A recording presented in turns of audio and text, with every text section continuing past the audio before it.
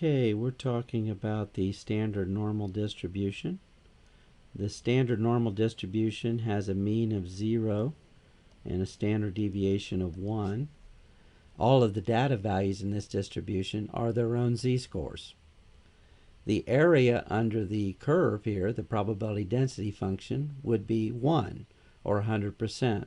If I go out 1 unit from each side of the mean, then I've gone out 1 standard deviation. If I go 2 units from the mean and up to 3 units from the mean, I will have accumulated almost all of the data according to the empirical rule, because under a normal distribution or mound-shaped distribution, almost all the data is within 3 standard deviations of the mean. Approximately 68% of the data is within 1 standard deviation of the mean.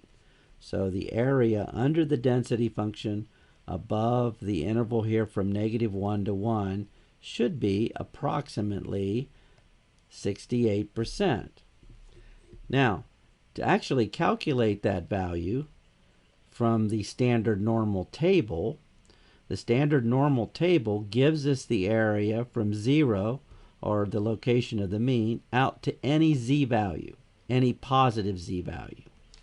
It gives us the area under that density function, or the probability.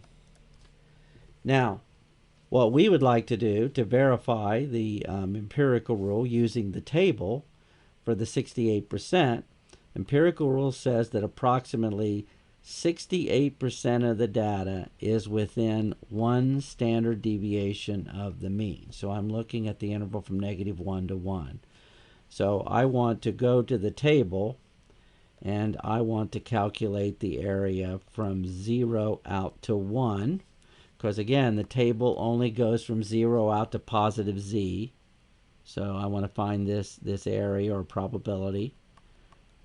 So I need to go to the table and look up 1. Problem, I've got this z value equal to 1. So looking up the z value, go down here, z is 1, I get 0.3413. So this area from the center out to z is 0.3413. So going back here, this area is 0.3413. But I want the probability of being within 1 standard deviation, so I want to include also this area to the left. Now, because the distribution is symmetric, in other words, the right side and the left side are sort of mirror images of one another, I can see that going an equal distance on each side would yield the same area. So the probability of being within 1 standard deviation of the mean, I would add these two together and get 0.6826, or approximately 68% of the data. Let's try another one. The probability that z is less than or equal to 2.18, or that z is in the interval from -infinity to 2.18. Okay, to find that probability, I want to look at the density function. The area under the curve of the density function over the interval is the probability that z would be in the interval. Okay, so how do we get that area? That'll answer our question. I'm going to need the standard normal table to do that. So I'm going to look up 2.18. Notice that the standard normal table will give me the area from the center out to that 2.18. So looking up z equal 2.18. Now 2.18 is 2.1 plus 0.08. So for z, I'm going to go down here to row 2.1 and then over to column 0.08.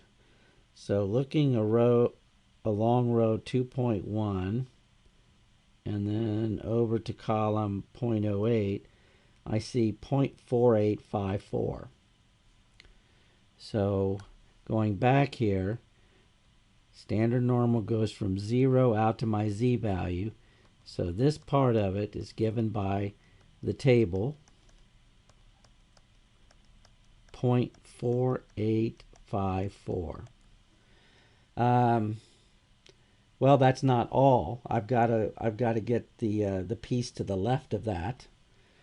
But notice that the table goes from 0 out to z. 0 cuts this distribution in half. Each side is a mirror image of the other. The probability or area under the entire curve is 1.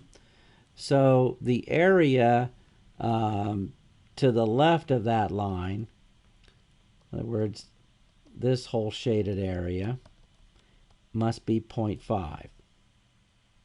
So the answer to my question, to get the entire area or the entire probability that z is less than 2.18, it would be 0.5 plus 0.4854, or 0.9854. So the probability that z is less than 2.18 is 0.9854. Okay, let's try the probability that z is greater than 0.84. Okay, so my interval now is 0.84 to infinity, and the probability of being in that interval is the area under the density function above the interval. So I need to find that area. Standard normal table is what I've got to use to calculate any of these areas. So I'm going to be looking up z equal to 0.84. Again, remember that the standard normal table will give us the area under the curve from the center out to z. That's not what we want, but we can use it to get what we want. So let's let z equal to 0.84. That'll be z down to row 0.8. 0.84 is 0.8 plus 0.04. So going to column 0.04, we move along and find the value 0.2995. So from the center out to z, we get, from the table, 0.2995. That's not what we want. We want the area under the curve from 0.84 to infinity, to the right, that green shaded area. So how are we going to get that? Well, we'll use the idea that this is a mound-shaped distribution. It's symmetric through the center line there. The total area under the curve is 1, so the area to the right of that vertical line is 0.5. The area to the left is 0.5. So this red shaded area plus the shaded area that I want has to add up to 0.5. So to get the area or the probability of being in the interval is going to be 0.5 subtract 0.2995. And that will be 0.2005 or 20.05%. That will be my answer. Notice something else. If I said the probability that z is greater than or equal to 0.84, will that change anything?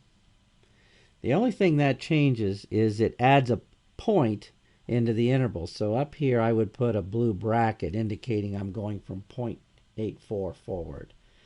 But that really won't change the probability, because the area under the density function above a point, well, it's just really a line. There is no area. The probability that a continuous random variable takes on any particular value is 0. So the answer here would still be 0.2005.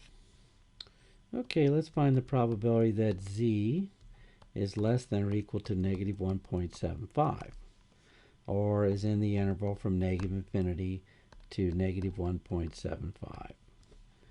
And so we'll go to the density function, and Negative 1.75, so maybe about right there.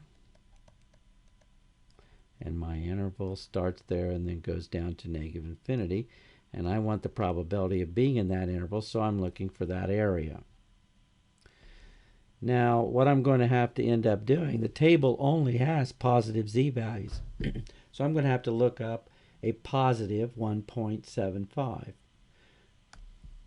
So looking up a positive 1.75, let's see, that would go down to row 1.7.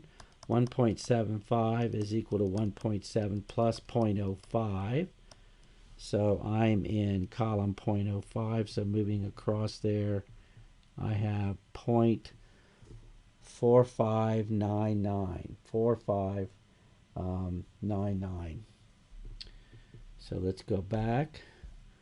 And that actually, remember the table gives you the areas from the center out to your positive z-values.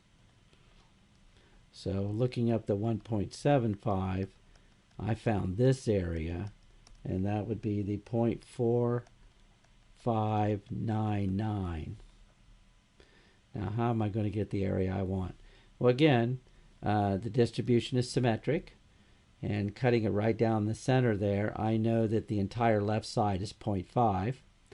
I also know that going the same distance out from the center, that this area right here that I'm shading is also going to be 0.4599. So to get the area that I want, I'm going to have to subtract that from 0.5. So the answer is 0.5 subtract 0.4599, which would be 0.0401. Probability that z is between a negative 0.32 and a 1.49. So let's get a picture of that in the distribution. Center at 0, so about a third of a standard deviation to the left, maybe about right there. So that's the negative 0.32. And then my interval on the upper end goes to 1.49, maybe about right there. So my interval here, and then I want to get the probability of being in that interval, so that's the area under the density function above the interval.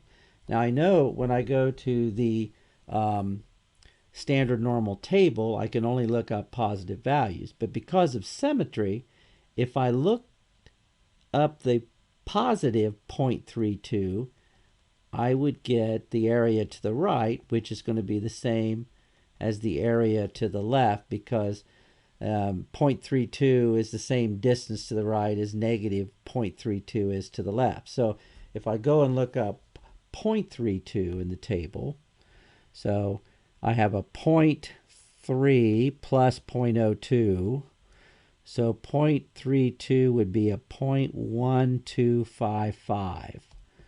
So this area here would be 0.1255. Next, I'll look up the 1.49, and that table value will give me exactly the other part of this.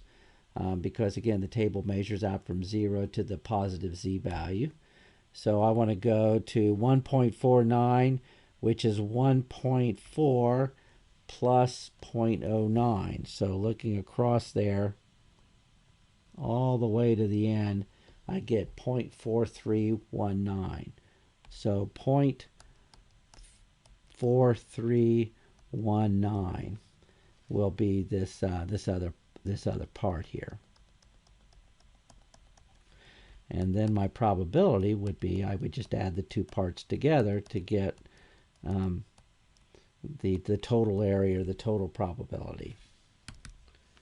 So that's equal to 0.5574, or 55.7%.